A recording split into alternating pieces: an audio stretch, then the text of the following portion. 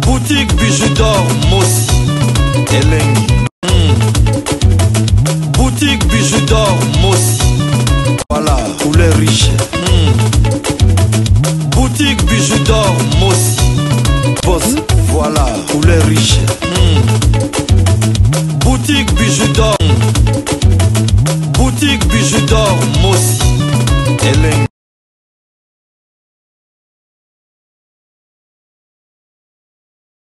Bonjour, bonsoir, na mutunyo so ya kozwa occasion ya kolanda émission na ngala mukula lelo ngande ko na bino mwasi na kombo ya Bijoux d'or. Nga mama Bijoux d'or na sepeli kaka pona ko ya kotiela bino mwasi ya star na biso na kombo ya Nana Ketchup, mwasi ya Fally Ipupa. Botala ye azo sepela cadeau d'anniversaire mobali na ya pesi ye bijou na ndaku azo sepeleza ya bandeko mingi ba critiquer ye. Balobi ezate kaka yende muto ko sutukela ndako. Oui, pona koloba na bino kaka bandeko nzamba akabola ba chance, akabola bilongi, akabola makambo nyonso. Ezala batu mususu na moment oyo anniversaire na ye, mais muto a offrir ata ta mususu $10 ya pamba oyo te. Ta mususu kutu azana eloko akolia te. Mais notre star, notre sœur na kombo ya Nana Ketchup, mwasi ya star na biso azwi kado ya ndaku to lokumu ezonga kaka epai ya Yesu epai ya Nzambe me na mokili tolandaka batu te moto ya moto aza na ezweli na ye sepela kaka na muke oyo Nzambe aza kopesa yo. Botala notre sœur et puis na suka wana botala ba publicité ya auberge na biso oyo eza na matongi na Irebu A37 olingo kene na okonje na kin mama Bijoux alobi contacter ye na numéro ekobima kuna na suka ba chambre na biso e bandi à partir ya $15 seulement aux place ya kolala. Toza na chambre simple, eza na douche na kati, eza na frigo, eza na télévision, eza na climatiseur. Cuisine yango eza cuisine commun okoyamba bapaya na o na balcon. Toza pe na chambre salon cuisine, toza pe na deux chambres salon cuisine. Mama Bijoux alobi biso nde makambo biso nde musala. Contactez Mama Bijoux au sa la réservation à place na yo okozala jamais de si. Merci. Mayo sa déménagement. Vas-y. Oh, cadeau anniversaire. Maman yango papa tolinda kusa mama zala. Cadeau na anniversaire. La snap chou. La snap lover.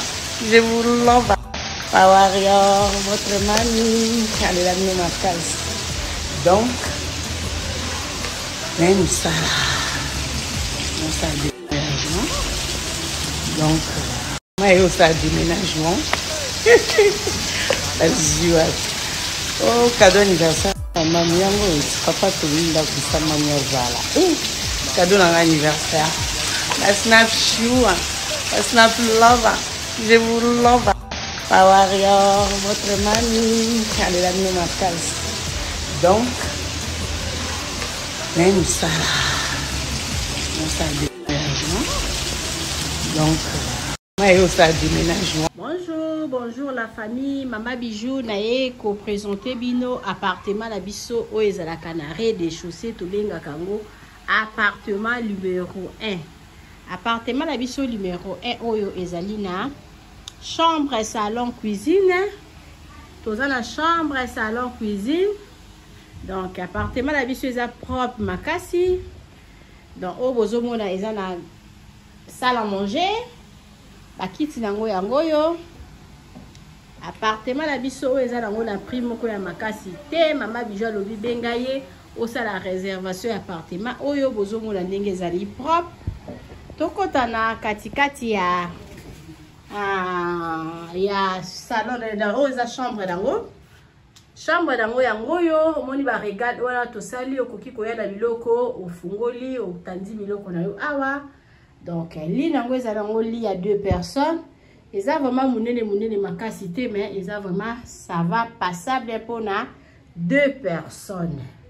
Ils ont la climatiseur, chambre la biso yango yo, tokota totala toilette nango. Toza la douche na biso douche debout. Oboni toilette yango na place à koboser yango yo. Donc appartement, chambre, salon, cuisine. Tozo ke disco kuluka. Cuisine nango vraiment eza propre makasi, eza pona bino bato bozotala, pona babone ya Mama Bijou ya bato mopesanga confiance, boya na appartement oyo, appartement numéro 1, Mama Bijou alobi bokozala jamais dessus totala siko cuisine nango. Tokoti na cuisine na biso oyo ya appartement na biso oyo tobengaka appartement numéro 1. Toza na congélateur, totia yango wana pona bino. Toza na frigo, toza na cafetière et puis toza na réchaud ya 4 plaques. Cuisine na biso eza munene makasi, botali eza na espace.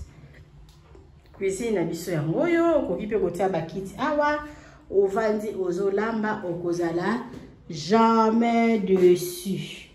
Omoni cuisine na biso ya ngoyo, eza wana po na bino.